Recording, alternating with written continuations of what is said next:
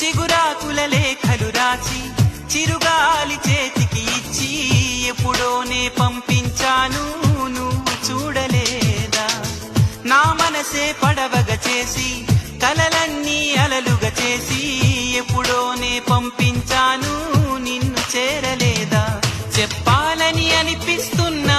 నా ఎదుటే నువ్వు కూర్చున్నా మనసులోన మాట నీకు చెప్పలేకపోతున్నా చెప్పకుండా ఓ క్షణమైనా